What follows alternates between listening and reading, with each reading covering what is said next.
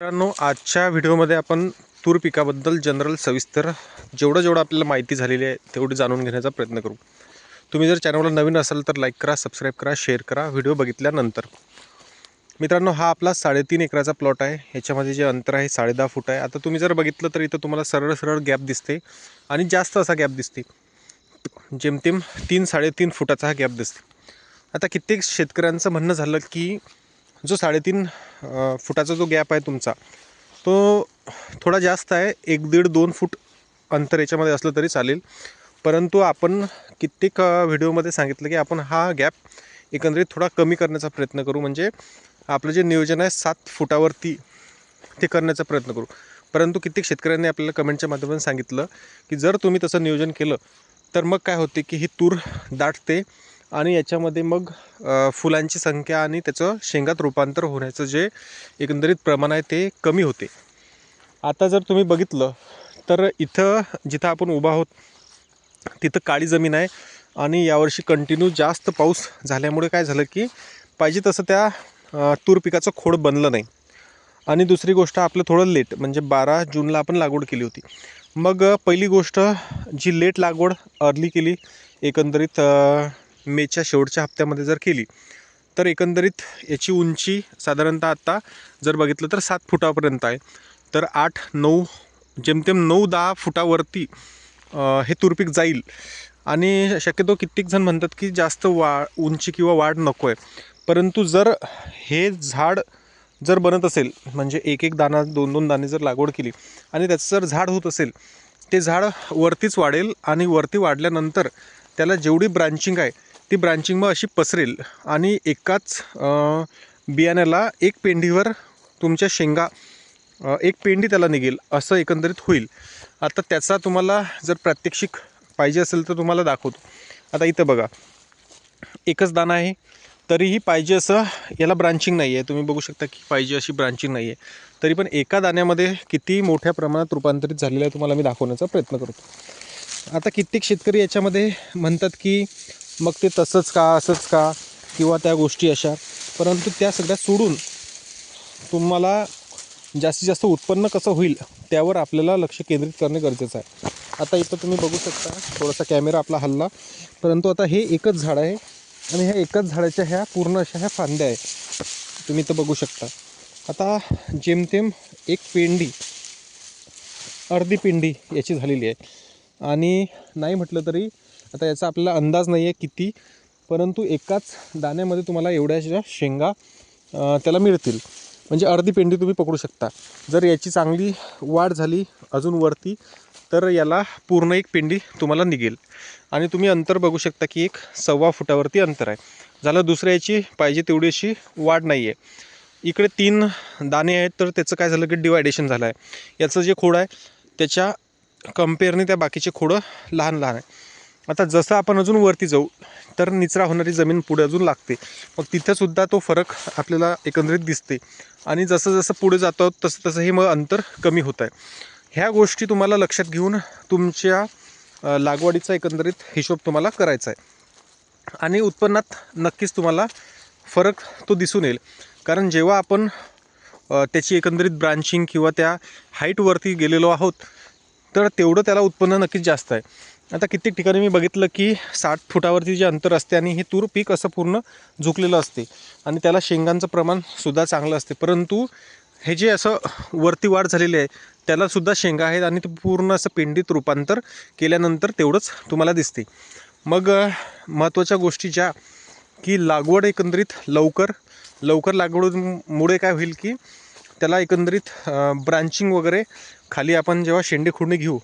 दुसरी गोष्ट, शेंडे खुडणी घेताना 20 ते 25 दिवसातच आपल्याला घ्यायची आहे पुढच्या वेळेस, जेणेकरून हे शेंडे इथं न लागता खाली अजून याची ब्रांचिंग होईल.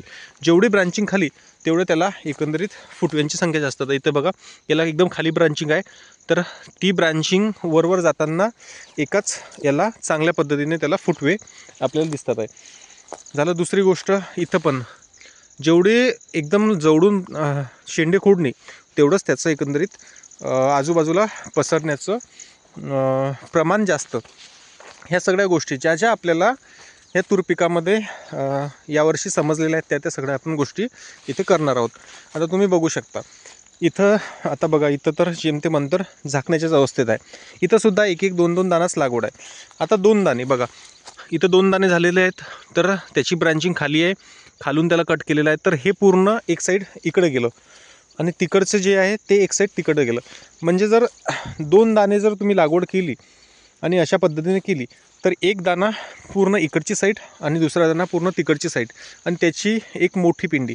म्हणजे याच्यात तुम्ही एक दाणा लागवड केली तर ते कसं होईल, 2 दाणे लागवड केली तर त्याचं एकंदरीत गणित कसं होईल ते आपल्याला इथं पाहायला मिळते. आता इथं सुद्धा बघा, इथं 2 दाणे झालेले आहेत. आता मधातलं जे आहे ते रोपटं आलेलं नाही, कारण ते लेट लागवड केली असेल, तिथं निघलं नसेल किंवा ते मेलं असेल तर परत आपण तिथं लागवड केली, परंतु त्याला जे एकंदरीत वातावरण सूट झालं नाही किंवा त्याला ते वातावरणच नाही भेटलं की त्याला वरती येता येईल झालं.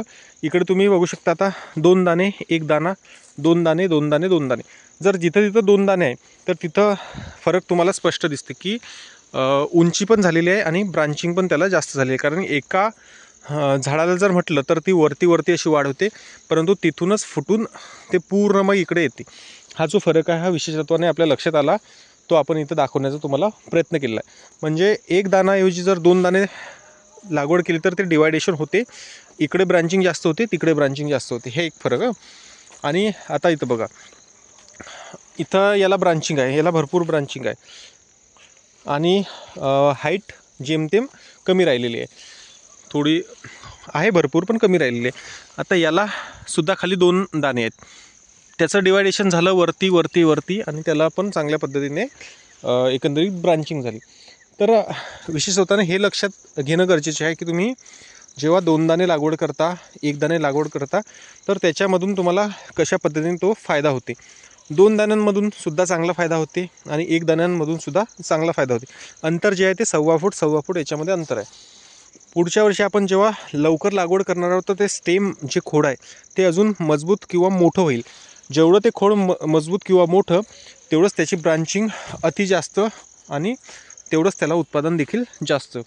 आता मी मागचा जो व्हिडिओ टाकला होता त्याच्यामध्ये आपण बघितलेलं आहे की जिथं ब्रांचिंगपेक्षा स्टेम मजबूत, निश्चितच ते त्या तूर पिकाला किंवा त्या झाडाला मग तेवढ्याच प्रमाणात वरती ब्रांचिंग आणि फुटवेसुद्धा.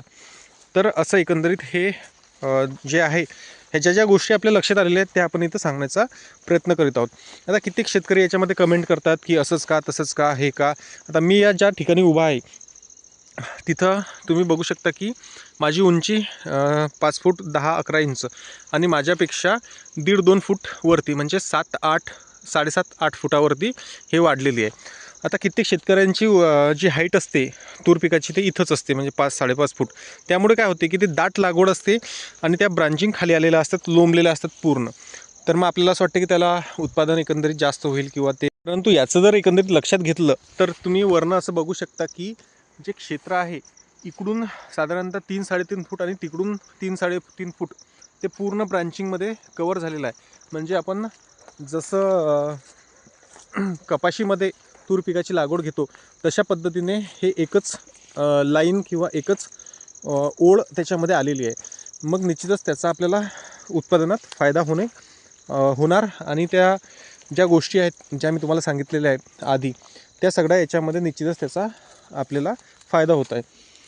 2 दाण्याची लागवड, 1 दाण्याची लागवड जी 1.25 फुटावर आहे आणि एकंदरीत उंची वाढल्यानंतर मग त्याचं जे पसार किंवा इतर गोष्टी तर त्याच्यात होतात आणि त्याचा आपल्याला तोच एक फायदा होतो.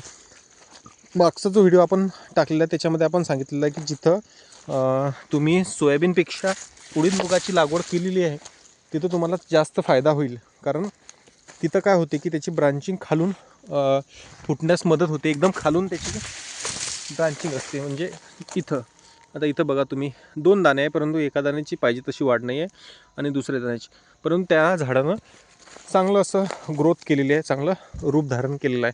म्हणजे एकाच दाण्याला तुम्हाला पेंडीभर एकंदरीत शेंगा तुम्हाला होतील असं एकंदरीत आपण म्हणू शकू.